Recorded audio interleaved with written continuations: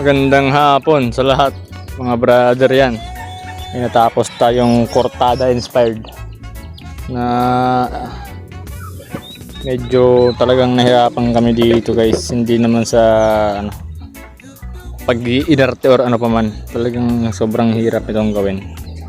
Halos 2 albay na yung tinabas namin para lang makuha tong skills na yan. Purong albay na yan. Yung mga itim-itim kasi na ganyan, normal naman yan eh. Sa sungay na albino. Pero mayroon ding, yan, gagayin to. Pero itong takip tsaka itong pinaka-scabbard niya, magkasama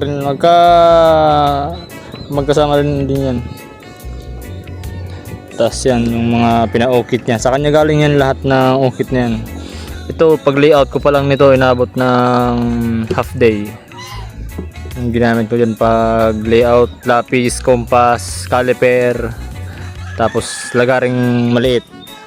Tapos ang binago ko lang pala dito sa pinaka binigay niyang logo, yung handle ng kampilan. Yan lang ang pinaka binago ko dyan kasi kampilan yung tip dito. So dito dapat kampilan yung handle. Yung dun kasi sa logo niya medyo iba. Kagaya lang din itong sa sword na to. Yan o. Kagaya lang din kasi niyan yung dito. So iniba ko kasi kampilan yung tip, dapat kampilan din yung handle. Tapos yan, nababasa naman siya guys. Yan. Pinagtibay plus 2015-12. Yan, calabar zone. Tapos ito, hindi ko mabasa yung kung ano yan eh. Basta kasama yun dun sa logo ASG. Kahit dun sa logo ng PNP, nababasa yan. Talagang pinatulis ko yung Ardabes ko. Yan, service, honor, justice. Lahat yan sa kanya galing. Tapos yung belt clip, albino rin. Tapos pati sa skills ng pagka-handle, albino rin. Ito ginawa ko lang reels kumpara dun sa ginayahan namin na iba. Tapos yan to, skull breaker. Dati ang tawag ko sa ganito pambukol. Pero pag ganito kasi talagang tumama sa sentido yan. Nagkakahiyaan na. And isa pang nagpaganda ng hapon ay wala pa ng laman.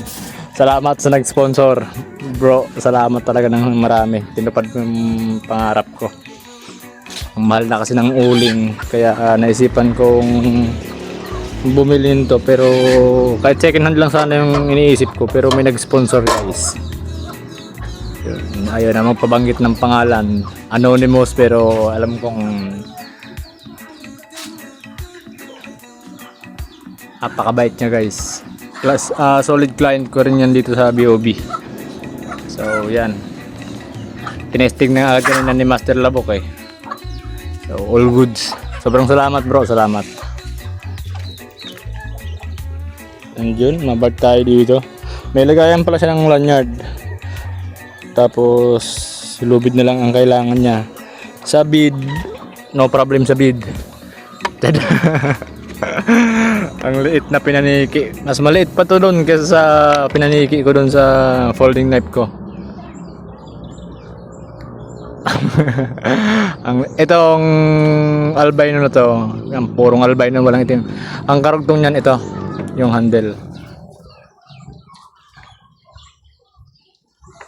Ito matte, ito makintab. Ito kasi matte yan. Hindi, walang coating yan guys, naka-oil lang yan. Para hindi madulas talaga. Sa talas, razor sharp yan. Sa kapal, makapal din yan. Nagmukha lang siya manipis kasi naka false edge. Yung false edge yan sa dulo, matalas din yan. Para pag ibinaon, pasok agad. Hindi siya easy draw.